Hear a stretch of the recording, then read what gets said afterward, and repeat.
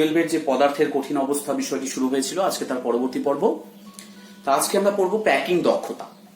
Packing দক্ষতা মানে কি? আমি একটা এক্সাম্পল দিচ্ছি। আমার কাছে একটা বক্স রাখা আছে, এই বক্সের মধ্যে কতগুলি খোপ আছে। আমি এই খোপটাকে একটা একক কোষের সমতুল্য যদি ধরে নিই, এই বড় খোপটাকে, বাদ বাকি খোপ আমি বাদ দিচ্ছি, শুধু এই খোপটাকে চিন্তা করি, তাকে যদি আমি একটা একক কোষ হিসাবে ধরে নিই, তাহলে সেটা কি হবে? আমি তাতে কিছু বল রেখেছি, এগুলোকে আমরা কণা হিসাবে চিন্তা করতে পারি। কণা মানে অণু, পরমাণু বা আয়ন, তারা সাধারণত গোলকাকার হয়, তাই আমি গোল বল এগুলোই নিয়েছি। তাহলে এখানে কিন্তু আরো অনেকগুলো বল ধরবে, কারণ অনেক জায়গা ফাঁকা আছে বক্সটার মধ্যে। খেয়াল করে দেখো, এই বক্সটাতে আর কিন্তু বল ধরবে না, কিন্তু সবগুলো বল রাখার পরেও বেশ কিছু জায়গা ফাঁকা থেকে গেছে। অর্থাৎ কোনো বক্স যখন কোনো গোলকাকার বস্তু দ্বারা পূর্ণ হয়, তখন কিছু কিছু স্থান অব্যবহৃত অবস্থায় থেকে যায়। এই স্থানগুলো কিন্তু ফাঁকা স্থান থেকে গেছে। একক কোষের মধ্যেও তো কণা রয়েছে, যেমন ঘনকাকার একক কোষ, তারা 3 ধরনের। সরল ঘনকাকার একক কোষে আমরা দেখেছি যে 1টি কণা থাকে, দেহকেন্দ্রিকে 2টি থাকে, বা পৃষ্ঠকেন্দ্রিকে 4টি কণা থাকে। তাই একটা একক কোষের মধ্যে যতগুলি কণা থাকুক না কেন, তারপরেও কিন্তু বেশ কিছু জায়গা ফাঁকা থেকে যাবে, ঠিক এরকম ভাবে। কারণ গোলকাকার বস্তু দ্বারা কখনোই পরিপূর্ণভাবে কোনো বক্সকে ভর্তি করা যেতে পারে না। তাহলে কোনো একক কোষে কতটা পরিমাণ জায়গা কণা দ্বারা দখল হয়ে আছে এবং কতটা পরিমাণ জায়গা ফাঁকা আছে, সেটাই আমরা প্যাকিং দক্ষতার সাহায্যে পরিমাপ করতে পারবো। তা আমরা দেখে নিই। প্যাকিং দক্ষতাকে যদি আমরা ইটা দিয়ে বলি, তাহলে ইটা মাপার উপায় হলো কণার সংখ্যা, অর্থাৎ একক কোষের মধ্যে কোনো কতগুলি কণা রয়েছে সেই কণার সংখ্যা ইন্টু প্রতিটি কণার আয়তন ডিভাইডেড বাই একক কোষের আয়তন। এই ইটা দিয়ে আমরা বোঝাই যে একটা একক কোষের কি পরিমাণ জায়গা ওই কণা দ্বারা অধিকৃত অবস্থায় আছে। আমরা মূলত আমাদের যে 14 রকমের একক কোষ দেখেছি কণার অবস্থানের ভিত্তিতে, অর্থাৎ ব্রাভাইস ল্যাটিসের মধ্যে, আমরা তার মধ্যে 3 ধরনের আলোচনা করব: সরল ঘনকাকার একক কোষ, দেহকেন্দ্রিক ঘনকাকার একক কোষ এবং পৃষ্ঠকেন্দ্রিক ঘনকাকার একক কোষ। এই 3টের প্যাকিং দক্ষতা আমরা পরিমাপ করব। তাহলে প্রথমে দেখে নিই সরল ঘনকাকার একক কোষের প্যাকিং দক্ষতা। এটি একটি সরল ঘনকাকার একক কোষ, যেখানে কণাগুলি কেবলমাত্র শীর্ষবিন্দুতে অবস্থান করেছে। তাহলে এই ঘনকাকার একক কোষের ক্ষেত্রে প্যাকিং দক্ষতা কত হবে সেটা আমরা এবার পরিমাপ করব। তা আমরা দেখে নিই যে এই যে এখানটায় যে কণাগুলি আমরা দূরে দূরে এঁকেছি, কণাগুলি কতটা দূরে থাকে, কণাগুলি কি অ্যাকচুয়ালি এতটা দূরে অবস্থান করে? আমরা যদি শুধুমাত্র উপরের তলটার ছবি নিই এবং এটাকে যদি আমি নাম দিই এ বি সি ডি, এই যে উপরের যে 4টি কণা আছে, যে তল আছে, সেই এবিসিডি তলটাকে যদি আমি আঁকি পরিষ্কার করে, তাহলে কি বোঝা যাচ্ছে? দেখো, আমি এবিসিডি তলটাকে এঁকেছি এ বি সি ডি। এখানে কণাগুলি সব একই মাপের, যদিও এখানে মাপগুলো একটু পার্থক্য হয়েছে আমার আঁকানোর জন্য, কিন্তু কণাগুলি সব একই মাপের এবং গায়ে গায়ে লেগে আছে। আমরা যাকে দূরে দূরে দেখছি তারা কিন্তু দূরে দূরে নেই, তারা গায়ে গায়ে লেগে আছে।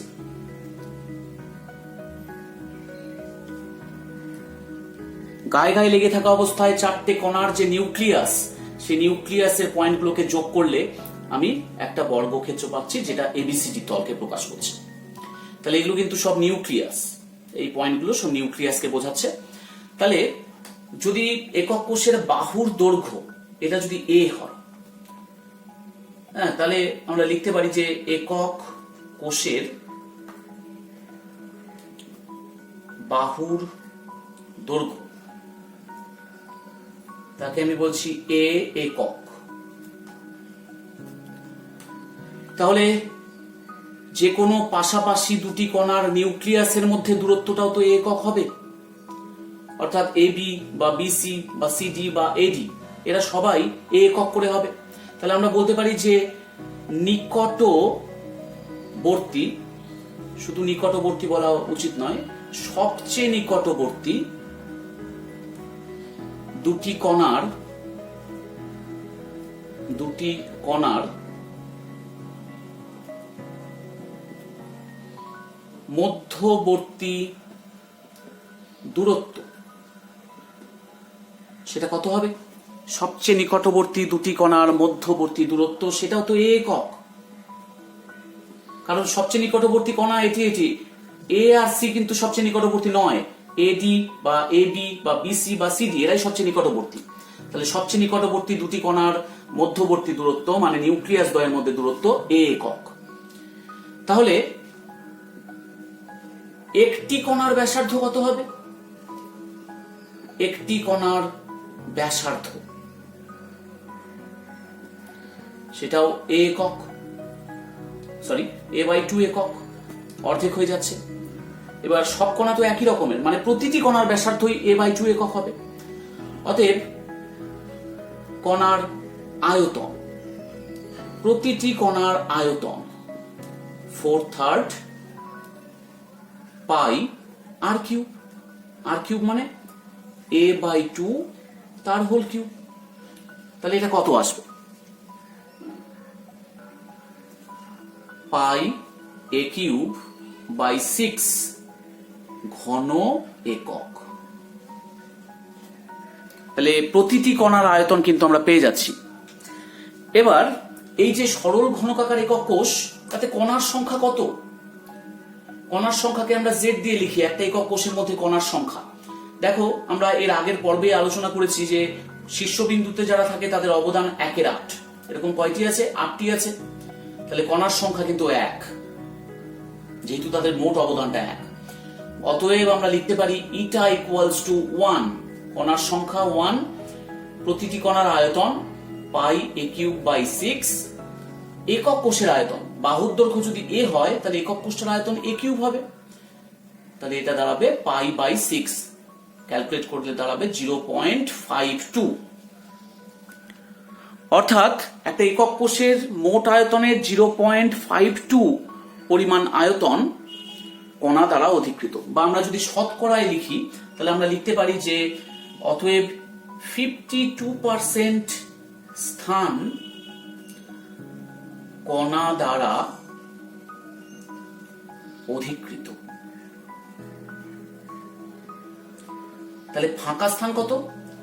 অতএব ফাঁকা স্থান কতটা ফাঁকা আছে?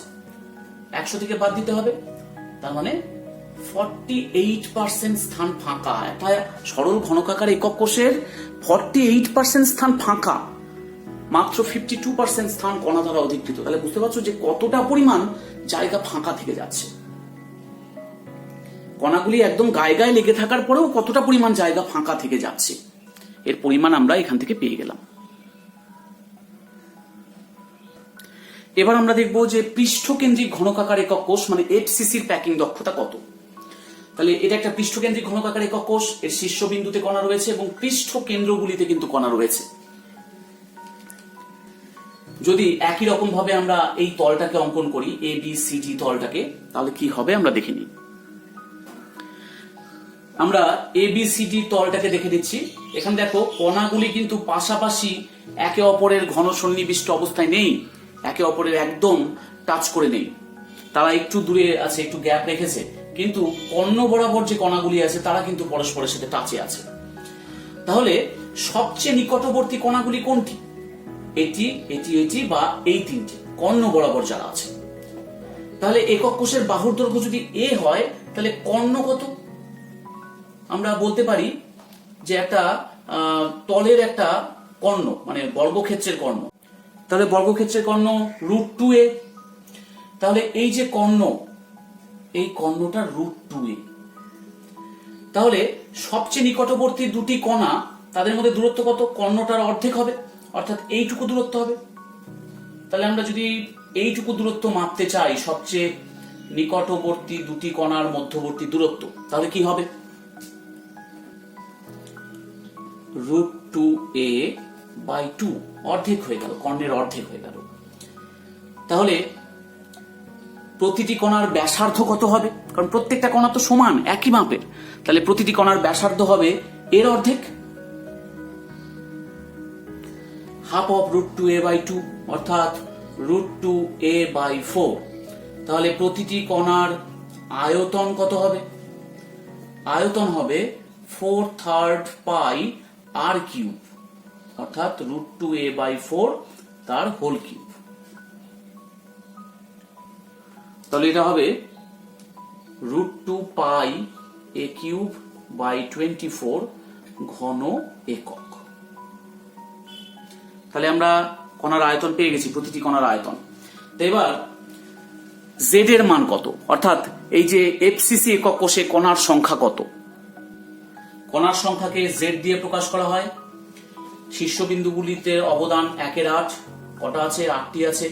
আর পৃষ্ঠ কেন্দ্রগুলিতে অবদান অর্ধেক করে, এগুলো আমরা আগে শিখেছি কিন্তু, ইন্টু 6টা আছে পৃষ্ঠ কেন্দ্রে। তাহলে কত হবে? মোট কণার সংখ্যা 4। তাহলে ইটার মানটা কত হবে? কণার সংখ্যা 4 into √2 pi a cube by 24 divided by a cube divided by a cube. তাহলে আমরা কত পাবো এটা?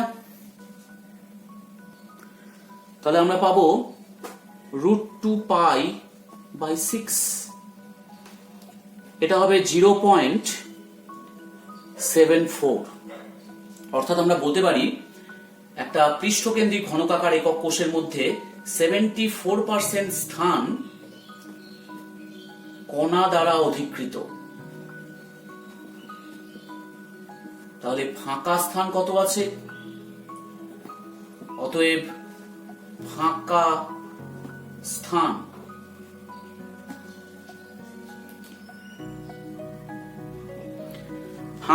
আছে 26%। তাহলে আমরা দেখতে পেলাম যে একটি পৃষ্ঠকেন্দ্রিক ঘনকাকার একক কোষের 74% স্থান কণা দ্বারা অধিকৃত এবং ফাঁকা স্থানের পরিমাণ 26%। এবার আমরা দেখব দেহকেন্দ্রিক ঘনকাকার একক কোষ অর্থাৎ বিসিসি এর প্যাকিং দক্ষতা। তাহলে দেখো এখানটায় কণাগুলি কোথায় রয়েছে?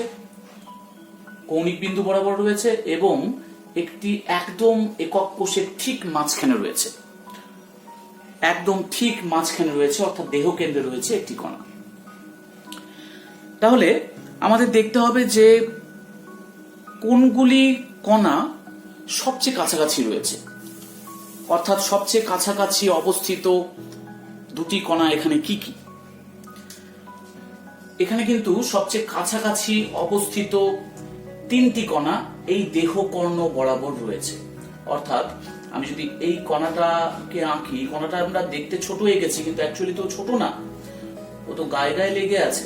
তাহলে এরকম ভাবে একটি কণা রয়েছে, এই কণাটা এরকম ভাবে রয়েছে, মাঝখানের ঠিক কণাটা এরকম ভাবে আছে এবং অপর শীর্ষবিন্দুর একটি কণা ঠিক এইভাবে রয়েছে। অর্থাৎ এরা কিন্তু গায়ে গায়ে লেগে আছে, এই কণাগুলি দেখো গায়ে গায়ে লেগে আছে। তাহলে আমরা বলতে পারি দেহকর্ণ বরাবর কণাগুলি গায়ে গায়ে লেগে আছে। তাহলে দেহকর্ণ কত হবে? একটা ঘনকের কর্ণ কত হয়? আমরা জানি যে যদি এই বাহুর দৈর্ঘ্য, ঘনকের বাহুর দৈর্ঘ্য যদি a একক হয়,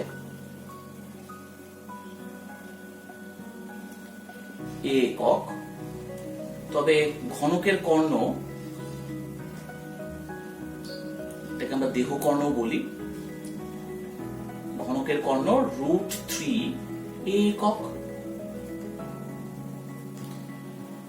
তাহলে এই কর্ণ বরাবর 3টি কণা সবচেয়ে কাছাকাছি রয়েছে, এই কর্ণ বরাবর 3টি কণা সবচেয়ে কাছাকাছি রয়েছে। তাহলে সবচেয়ে কাছাকাছি, সবচেয়ে নিকটবর্তী দুটি কণার মধ্যবর্তী দূরত্ব কত? আমরা যদি এই দুটি কণাকে ধরে নিই, তাহলে সবচেয়ে নিকটবর্তী দুটি কণার মধ্যবর্তী দূরত্ব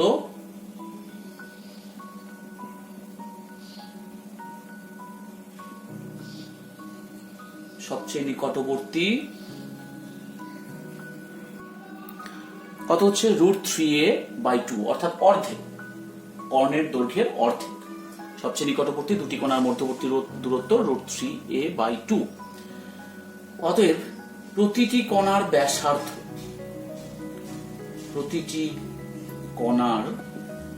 ব্যাসার্ধ, এখানে ব্যাসার্ধ কত হবে? তাহলে এর অর্ধেক হবে, √3a/4 একক হবে। অতএব প্রতিটি কণার আয়তন কত হচ্ছে 4/3 পাই আর কিউব, আর মানে √3a/4 আর হোল কিউব। তাহলে এটা হলো পাই √3a³/16 প্রতিটি কণার আয়তন। এবার এই যে দেহকেন্দ্রিক ঘনকাকার একক কোষ, তাতে কণার সংখ্যা কয়টি, তাকে আমরা জেড দিয়ে বলি। তাহলে যারা শীর্ষবিন্দুতে রয়েছে তাদের অবদান 1/8 ইন্টু 8টা, কারণ 8টা শীর্ষবিন্দুতে রয়েছে, প্লাস একদম মধ্যিখানে একটা রয়েছে, তার অবদান 1, তার মানে 1 + 1 = 2। তাহলে ঘনকাকার একক কোষ যদি দেহকেন্দ্রিক হয় তবে তাতে কণার সংখ্যা 2। তবে প্যাকিং দক্ষতা কত? ইটা ইকুয়ালস টু আমরা লিখতে পারি কণার সংখ্যা ইন্টু প্রতিটি কণার আয়তন, প্রতিটি কণার আয়তন ডিভাইডেড বাই একক কোষের আয়তন a³। তাহলে এটা কত হচ্ছে?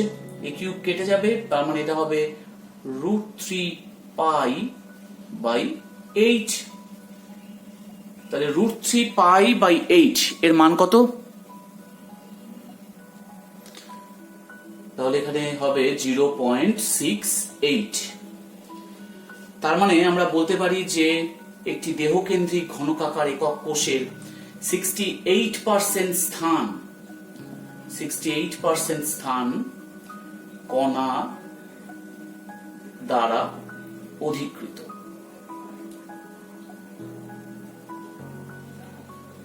অতএব ফাঁকা স্থান কত? ফাঁকা স্থান আছে 32%।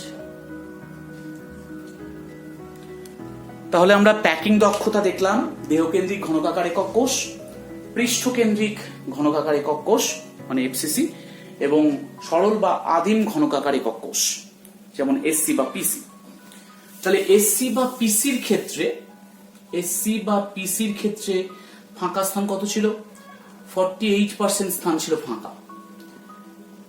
এফসিসির ক্ষেত্রে কত ছিল? এফসিসির ক্ষেত্রে ছিল 26% স্থান ফাঁকা, এবং বিসিসির ক্ষেত্রে আমরা দেখতে পেলাম যে 32% স্থান ফাঁকা। তাহলে সবচেয়ে ঘন সন্নিবেশ অর্থাৎ ঘনতম সন্নিবেশ কার ক্ষেত্রে? কার ক্ষেত্রে ফাঁকা স্থানের সংখ্যা সবচেয়ে কম, ফাঁকা স্থানের পরিমাণ সবচেয়ে কম?